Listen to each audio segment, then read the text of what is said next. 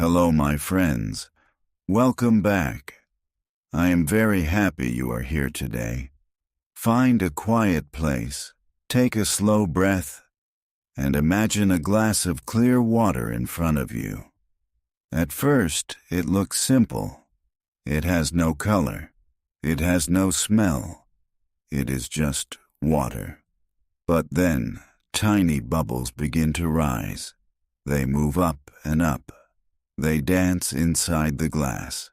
They make a soft sound, and when you drink it, the water feels alive. Today, we are going to follow the story of sparkling water. This is a real story. It is a story about nature, science, health, business, and small bubbles that changed the world. It begins long before modern shops, long before plastic bottles, long before people could make bubbles at home. It begins in the earth itself. Long ago, people found special springs in Europe. These springs were not like normal water. The water came from deep underground. It passed through rocks and minerals. In some places, natural gas mixed with the water. When the water came out of the ground, it already had bubbles. It was fresh. It was sharp. It was strange. People did not fully understand it, but they believed it was special. In old towns, people walked many miles to drink from these springs. Some people were sick. Some people were tired. Some people simply hoped the water would make them stronger. Doctors of the time often said mineral water could help the body. Sometimes they were right. Sometimes they did not really know. But the springs became famous. People came to them like visitors coming to a quiet place of hope. One famous kind of water came from places like Selters in Germany. This name became very important. In some languages, the word for sparkling water came from this place. People began to say seltzer. It meant water with bubbles. The water was not made in a factory. It came from nature. It came from the deep earth. It felt clean and powerful. But there was one big problem. Natural sparkling water was not easy to move. If people wanted it, they often had to travel to the spring. Bottles were heavy. Roads were slow. Horses pulled carts over rough ground. The water could lose its bubbles on the journey. So many people asked a simple question. Could we make this water ourselves? Could we copy nature? For a long time, the answer was not clear. People saw bubbles in beer. They saw bubbles in wine. They saw bubbles in some spring water. But they did not understand the invisible gas inside the bubbles. In those days, science was still young. Scientists did not speak about oxygen and carbon dioxide in the way we do today. They used words like air or fixed air. They knew something was there, but they were still learning what it was. Now our story moves to England, to the city of Leeds. In the year 1767, there lived a man named Joseph Priestley. He was a teacher, a thinker, a writer, and a scientist. He loved asking questions. He wanted to understand the world. He studied electricity. He studied gases. And he noticed things that other people ignored. Priestley lived near a brewery. A brewery is a place where people make beer. In the brewery, large vats held beer as it was being made. During this process, gas rose from the beer. The gas was invisible. You could not see it like smoke, but it was there. Priestley became very interested in this gas. At that time, people called it fixed air. Today, we call it carbon dioxide. Priestley noticed that this gas was heavy. It stayed low near the vats. He also noticed that it had special power. It was part of the bubbles in beer. It was also connected to the bubbles in natural mineral water. So Priestley began to wonder, what would happen if this gas went into plain water? Could plain water become like spring water? One day he tried an experiment. He placed water near the gas from the brewery. He let the fixed air touch the water. Then he tasted it. And something wonderful happened. The water was no longer flat. It had life inside it. It had a fresh, sharp feeling on the tongue. Priestley liked it very much. He felt that he had found something small but exciting. Imagine that moment. A quiet room, a curious man, a simple bowl of water, and tiny bubbles rising for the first time in a new way. There were no bright advertisements, no cold cans, no modern machines. Just curiosity, just science, just one person asking, what will happen if I try this? Priestley did not stop there. He wanted a better method. He learned how to make fixed air by mixing acid with chalk. This made carbon dioxide gas. Then he found ways to push that gas into water. The method was not perfect. It was not easy. It was not clean by modern standards.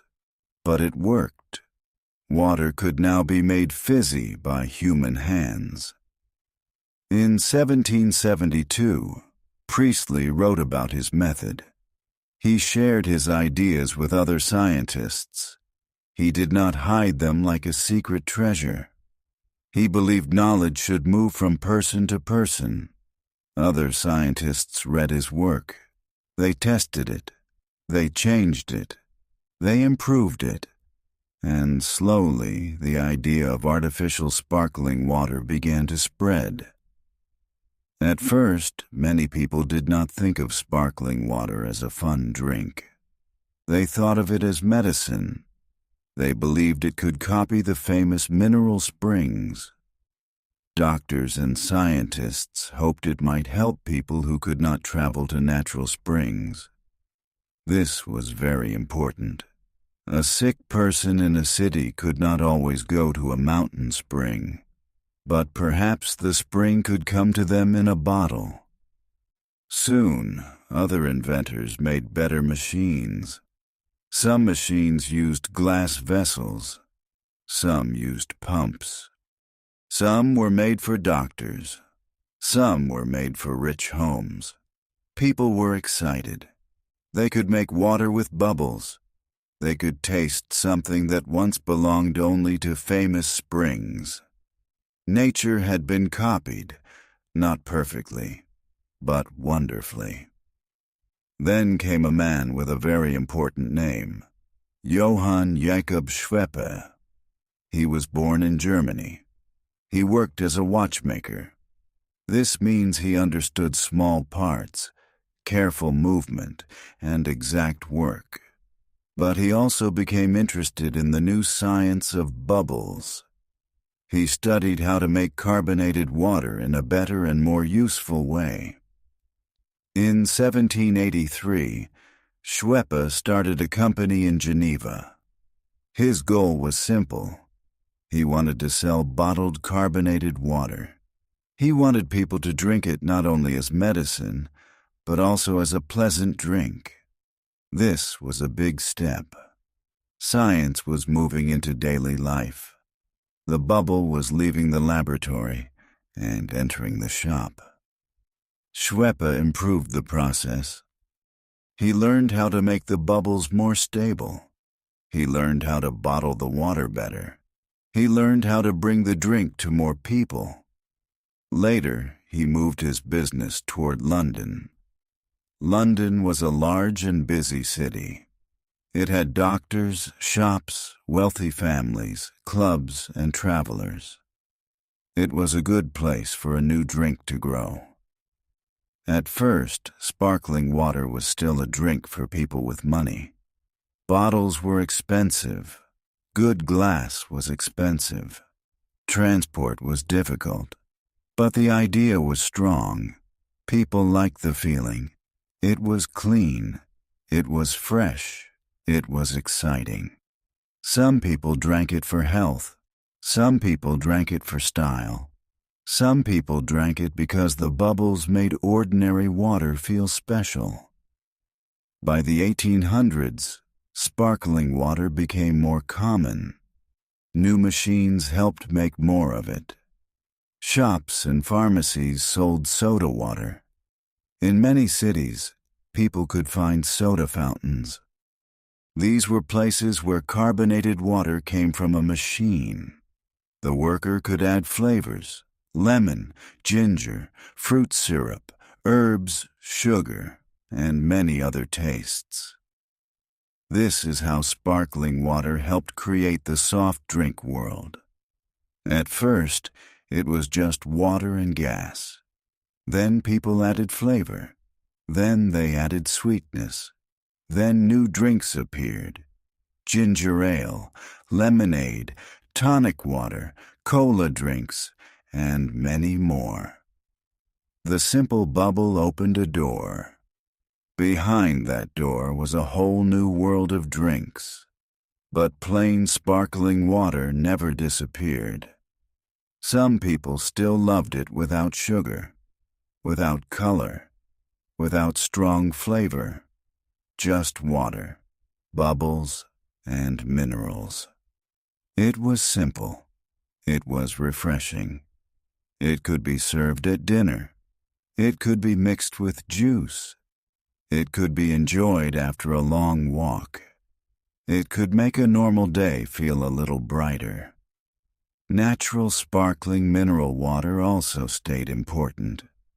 In Europe, many towns were proud of their springs. People continued to visit them.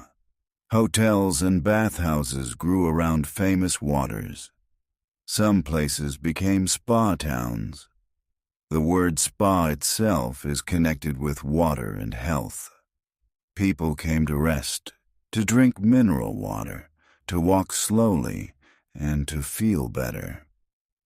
In the 19th century, famous bottled mineral waters traveled farther than before.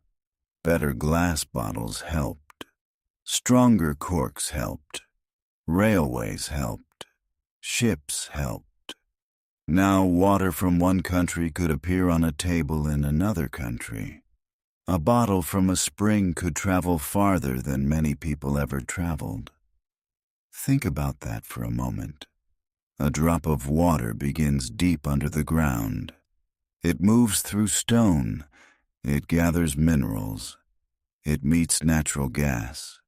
It rises from a spring. Then people bottle it, put it on a cart, move it by train, carry it by ship, and finally place it on a table far away. A simple glass of sparkling water can carry a long journey inside it. As time passed, factories became better at making carbonated water. Strong metal cylinders held carbon dioxide.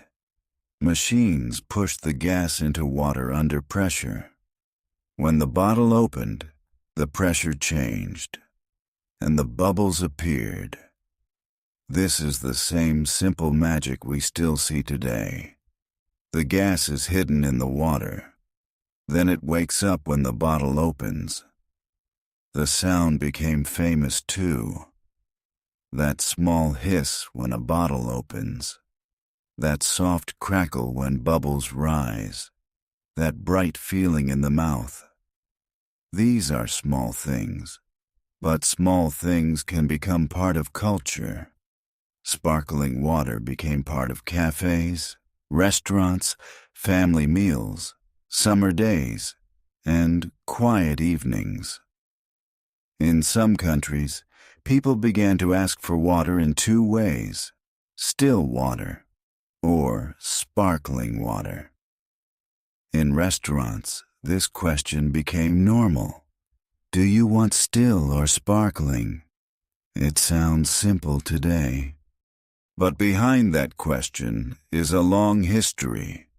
Deep springs, curious scientists, careful inventors, glass bottles, pharmacies, factories, and centuries of human curiosity. Sparkling water also changed at home. In the 20th century, soda siphons became popular in many places. A soda siphon was a bottle or device that could make fizzy water at home or in a bar.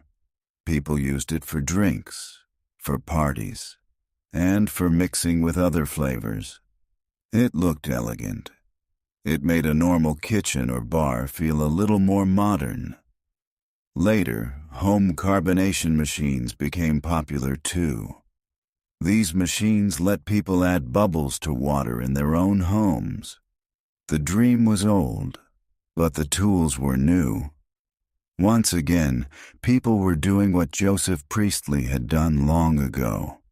They were putting gas into water. But now it was easier, cleaner, faster, and safer. Today, sparkling water is everywhere. It comes in glass bottles, plastic bottles, cans, and home machines. Some sparkling water is natural mineral water. Some is made by adding carbon dioxide to clean water. Some has minerals added for taste. Some has light fruit flavor. Some has no flavor at all. The choices are many. And yet, the heart of the story is still simple. Water meets carbon dioxide. The gas dissolves inside the water. Pressure keeps it there. Then the bottle opens. The gas comes out as bubbles. The bubbles rise. They touch the tongue. They make the water feel bright. This little science lesson is also a little poem. Why do people like sparkling water so much? Maybe because it feels alive. Maybe because it makes water more interesting. Maybe because it gives the mouth a small surprise. Maybe because it reminds us of natural springs, deep earth, clean stone, and fresh mountain air. Or maybe because bubbles are simply joyful. But the story also teaches us something bigger. Many inventions begin with careful looking. Priestley looked at a brewery and asked a question. Schweppe looked at a scientific method and saw a business. Doctors looked at springs and imagined health. Travelers looked at special waters and carried them home. Each person added one small step. History is often like sparkling water. At first, it looks still, quiet, and simple. But inside, many small things are moving. One idea rises, then another, then another. Soon, the whole glass is full of life. The story of sparkling water is not only about a drink. It is about curiosity, patience, and the human wish to make daily life a little better. So the next time you open a bottle of sparkling water, listen for the sound. That soft hiss is not only gas leaving a bottle. It is a sound from history. It carries the memory of old springs, quiet laboratories, early factories, busy city shops, and many people who believed that even water could hold a little wonder. Now our story comes to a gentle end. Thank you for listening, my friends. I hope this story helped you learn English in a calm and happy way. You did a wonderful job today. Every story you hear makes your English stronger, little by little. step by step, bubble by bubble. Please tell me what story you would like to hear next. And if you enjoyed this peaceful journey, please like, comment, and subscribe. Your support helps us make more simple and beautiful English stories for you.